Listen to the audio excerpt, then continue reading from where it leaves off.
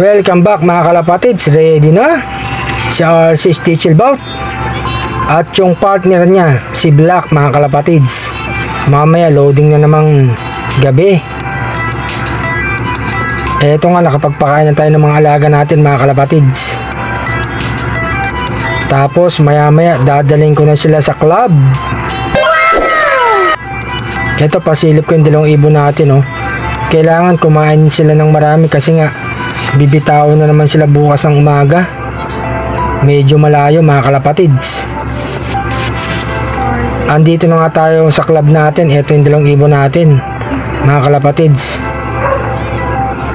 Ito na yung truck.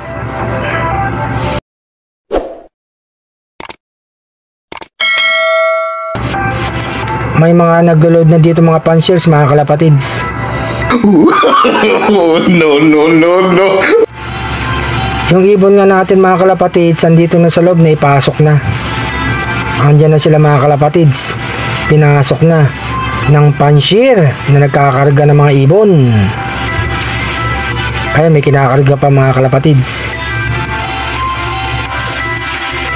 Eto, ayan, oh. May mga panshirs pa, oh. Nagsisidatingan yung mga yan para magkarga ng mga ibon. San Leonardo Nueva Ecija ang ambitaw bukas. Ito yung paligid mga kalapatids. Kasama ko yung motor natin. Ito yung training box natin, oh. Ayun, oh. Wala nang laman mga kalapatids. Kinarga na nga yung dalawang ibon natin.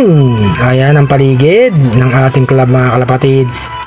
Magandang gabi. Ito nga sa RC Lop. Happy flying.